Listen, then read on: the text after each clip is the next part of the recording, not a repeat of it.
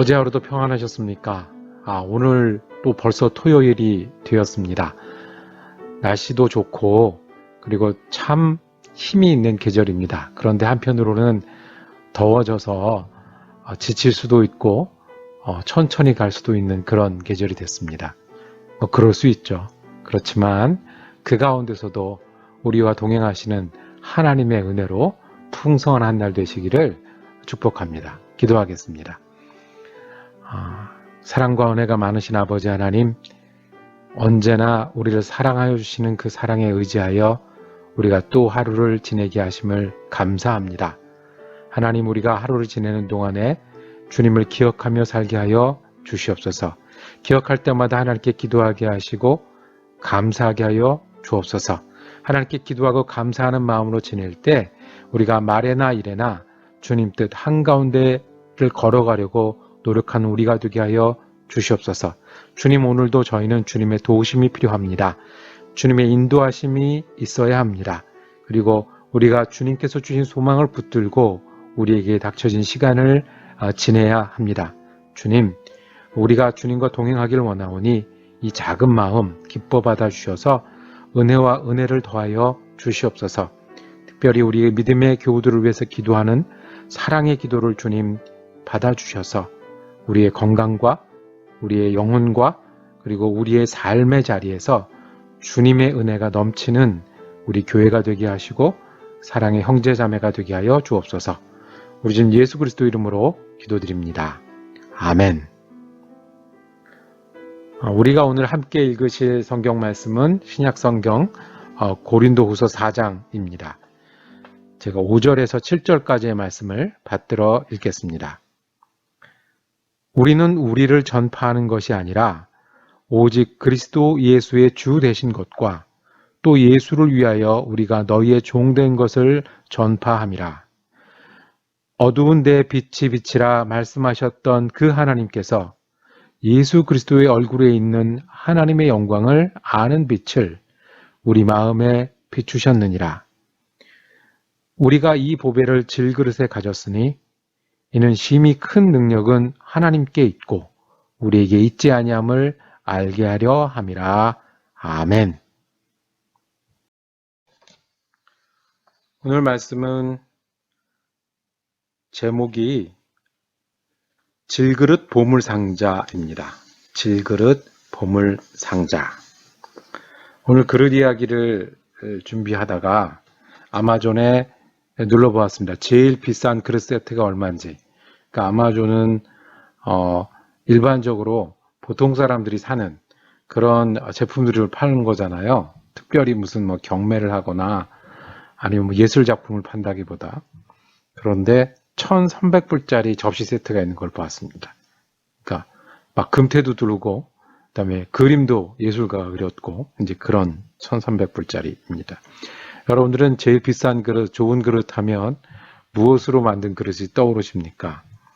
금이 옛날부터 중요하죠. 금으로 만든, 금을 넣어서 만든 그릇, 금그릇.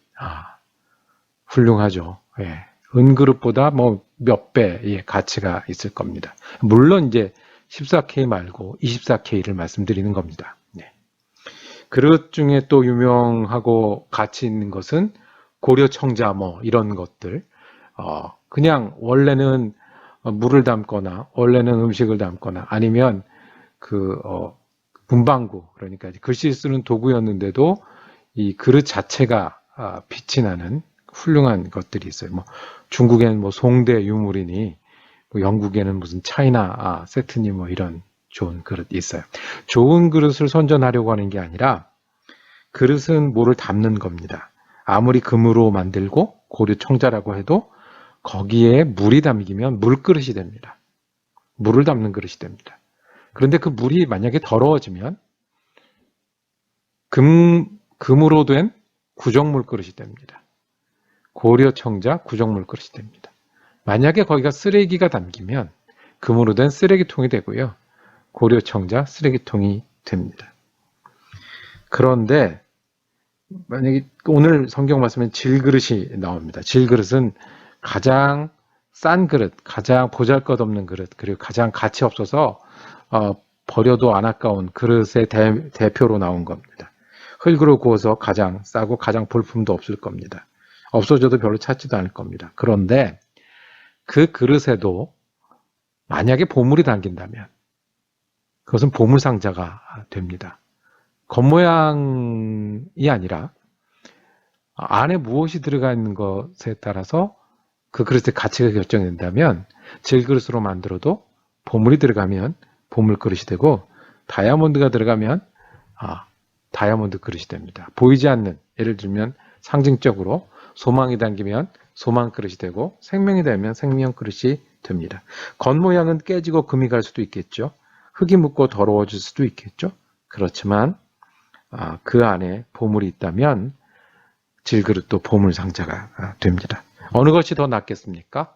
금으로 만든 쓰레기통과 흙으로 만든 보물상자. 사도 바울의 말씀입니다. 우리가 이 보배를 질그릇에 가졌으니 이렇게 고백을 합니다. 여기서 질그릇은 누구를 말하는 거예요? 이 자기를 말하는 거예요. 사도 바울. 보배는 무엇이죠? 예수를 말하는 겁니다. 질그릇은 우리의 모습이에요. 우리가 질그릇과 같은 모습일 수 있어요. 금그릇이면 좋겠죠. 고리 청자면 좋겠는데 질그릇과 같을 때도 있어요. 그런데 담긴 게 더 중요하다. 예수를 담기고 있으면 생명 그릇이요, 보물 상자요, 그리고 예수의 상자가 된다라는 겁니다. 나는 질그릇처럼 보여도 내 안에 보배인 예수가 있다라고 고백하는 겁니다. 고린도후서는 그 사도 바울이 개인적인 서신처럼 쓰여진 설교입니다. 고린도후서는 분열로 유명한 교회였습니다. 갈라졌고 사도 바울에 특히 저항했습니다. 초대 목사님이고 지금도 여전히 우리를 가르치고 있는데 사도 바울의 권위에 도전하고 싸우고자 했고 그 다음에 무시했습니다. 그래 사도 바울은 자기를 멀리하거나 자기를 평가하는 것은 큰 문제가 되지 않지만 그래서 무엇을 잃어버려요? 자기가 전했던 예수, 자기가 전했던 복음, 구원의 복음이 약해지는 것은 견딜 수가 없었던 모양입니다. 그래서 이렇게 고백을 합니다. 나는 질그릇과 같이 보인다. 맞다, 질그릇이다. 그런데 이 보배가 중요하다. 예수가 중요하다. 5절, 6절 말씀을 우리가 다시 볼 필요가 있습니다. 우리는 우리를 전파하는 것이 아니라 무엇을 전파한다고요? 오직 그리스도 예수의 주 되신 것과 주 예수를 위하여 너희의 종된 것을 전파. 우리는 종이다. 질그릇이다. 그런데 우리가 가진 보배가 있다는 거예요. 예수 그리스도가 주님이 되신다는 거예요. 또 보배가 뭐냐면 어두운 데서 6절에 어두운 데서 빛이 빛이라 말씀하셨던 그 하나님께서 예수 그리스도의 얼굴에 있는 하나님의 영광을 아는 빛을 우리 마음에 비추셨느니라. 짧게 말하면 하나님이 누구의 하나님이 되셨다고요? 우리의 하나님이 되셨다는 거예요. 어두운 곳에서 빛을 창조하신 하나님이 우리 가운데 생명을 주시는 하나님이 되셨다는 거예요. 이것이 보배라는 거예요. 예수가 주님이고 하나님이 우리 하나님이라는 것이 보배입니다. 나는 질그릇 맞다. 그런데 너희는 보배를 보아야 되고 가져야 한다. 두 가지 큰 유익이 있습니다. 내가 보배를 가졌기 때문에 이 보배를 가지는 상자가 되면 비록 질그릇이다 하더라도 두 가지 큰 유익이 있는데 감동적인 문구가 있습니다. 8절에서 오늘 읽진 않았지만 8절에서 10절 말씀을 제가 천천히 읽겠습니다. 우리가 사막으로 우겨쌈을 당하여도 쌓이지 아니하고 답답한 일을 당하여도 낙심하지 아니하며 박해를 받아도 버림받지 않고 거꾸러짐을 당하여도 망하지 않고 우리가 항상 예수의 죽음을 몸에 짊어짐은 예수의 생명이 또한 우리 몸에 나타나게 하려 함이라. 가운데 보물이 있기 때문에요. 보물, 예수가 그리스도요 하나님이 나의 하나님이라는 보물이 있으면 사방으로 우겨쌈을 당한 것 같아도 괜찮다는 거예요. 왜? 내 안에 보물이 있으니까. 답답한 일을 당하여도 낙심하지 않아요. 내 겉모양은 깨질 수 있지만 안에 뭐가 있어요? 보물이 있으니까. 박해를 받고 거꾸로 힘을 당해도 거기서 끝이 아니에요. 결국 뭐가 드러날 거예요? 보물이 드러날 거예요. 심지어 예수의 죽음의 모습이, 내가 예수처럼 고통받고 죽는다고 할지라도 결국 뭐가 내 안에 있는 예수가 보물이 드러날 것이다. 우리가 혹시 우겨쌈을 당하신 분 계십니까? 답답한 일을 당하신 분 계십니까? 박해를 받는 분 계십니까? 거꾸로 뜨림을 당했다고 생각하는 분 계십니까? 예수의 죽음이라고 그랬네요. 죽을 것 같은 힘드신 분 계십니까? 아니면 가끔 죽고 싶다고 생각되는 어려운 일들을 당하십니까? 결국 뭐가 드러난다고요? 우리 안에 있는 예수와 그 예수의 생명이 드러나는 줄로 믿으시길 바랍니다. 하나님이 우리에게 생명을 주셨고 그 구원은 변치 않고 우리 가운데 있습니다. 예수가 보배고 나는 질그릇이어도 보물 상자입니다. 16절에 가면 아주 유명한 구절이 또 있습니다. 그러므로 우리가 낙심하지 아니하노니 우리 겉사람은 낡아지나 우리 속사람은 날로 새로워지는도다. 예, 질그릇을 쓰면 질그릇이 상할 수도 있어요. 상처가 나고 찬 곳에 가면 차지고 더운 곳에 가면 더져요. 땅에 묻히면 흙이 묻고요. 이렇게 물에 띄우면 이렇게 젖게 돼 있어요. 그럼에도 불구하고 내 속 겉사람은 약해질 수도 있고 아플 수도 있고 실패할 수도 있고 늙을 수도 있어요. 그런데 속사람은 더욱더 새로워요. 하나님이 우리를 구원하셨어요. 아멘. 하나님이 오늘도 구원하세요. 아멘. 우리 가운데 생명이 있어요. 아멘. 우리는 차가워질 수도 있고 약해질 수도 있고 깨질 수도 있고 금갈 수도 있지만 보물을 담은 보물 상자예요. 지나갈 거예요. 환란이 커 보여도 영원한 건 보물이에요. 보이는 것은 힘들어 보여도 보이지 않는 보물이 우리에게 있어요. 그래서 겉사람은 낡아지나 속사람은 새로워진다고 했어요. 상처날 수 있어요. 차가운 곳에 갈 수 있어요. 그래도 보물 상자예요. 사도 바울의 고백이 우리의 고백이 되기를 원합니다. 나는 질그릇이 같더라도, 질그릇 같더라도, 질그릇이 되더라도 내 안에 뭐가 있어요? 보물이 있으니까 보물 상자예요. 보물은 예수가 주님이세요. 혹시 예수가 주님이 아니신 분들은 지금 결정하시는 게 어떠신가요? 예수를 내 마음에 모시고 사는 거예요. 그게 예수를 믿는 거예요. 나는 그 예수랑 함께 사는 종이에요. 이게 뭐예요? 보물이에요. 하나님이 내 하나님이에요. 하나님이 성경에만 있고 옛날 이야기만 있는 게 아니라 내 하나님이 이게 보물이에요. 그러면 우리가 어려워도 우겨쌈을 당해도 거꾸로 져도 보물상자인 거예요. 이 시기가 지나고 나면 내 안에 있는 보물이 드러날 거예요. 결국 내 안에 남는 것은 하나님이 주신 보물이에요.